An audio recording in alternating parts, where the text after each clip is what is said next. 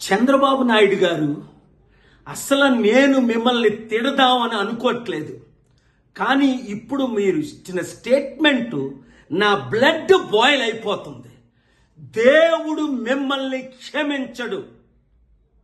Steel plant విషయంలో మీరు compromise అయిపోయి 1,00,000 కోట్లు తీసుకున్నారా, 50,000 కోట్లు తీసుకున్నారా, ఎంతకి కాంప్రమైజ్ అయ్యారని అడుగుతున్నా.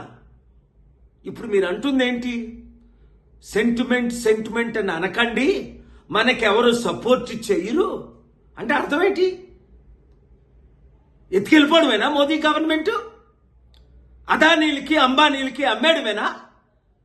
8 లక్షల కోట్ల విలువైన స్టీల్ ప్లాంట్ని మీ 3 పార్టీలు అమ్మిస్తే ఏప్రిల్ 25ని ఏపీ హైకోర్టుకి వెళ్ళి జడ్జి శేషయ్య గారు ముందు ఆర్గ్యూ చేసి స్టేటస్ కో తీసుకొచ్చాను అమ్మకుంటా.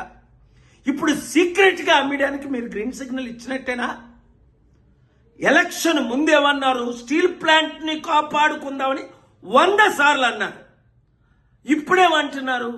సెంటిమెంట్ అని రోజు అనకూడదు, అంటే అమ్మి పడేయండి అని. మీకు వస్తున్న లాభం ఏంటి? ప్రజలు ప్రశ్నిస్తున్నది.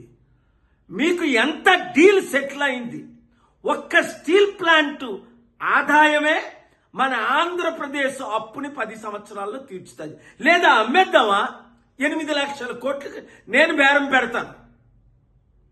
33,000 ఎకరాలు మొత్తం, ఎకరం 30 కోట్లు, 9 లక్షల కోట్లు విలువైనది. ఏంటిది? మీరు ఇంత కాంప్రమైజ్ అయిపోతారా? ఈ వయసులో మీకు డబ్బుడు అమ్ముడుపోయారా? లేదా జైల్లో పెడతారని అమ్ముడుపోయారా? లేదా మీ కొడుకు మంచి భవిష్యత్తు ఇద్దామని అమ్ముడుపోయారా?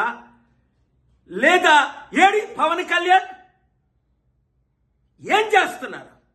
ఎంతకాలం మా విశాఖ ప్రజల్ని మీరు మోసం చేస్తారు? అంటే విశాఖపట్నాన్ని ప్రేమ లేక, మీరు రాయలసీమలో పుట్టి పెరిగినందుక? నాకు ఊహకు అతీతంగా ఉంది.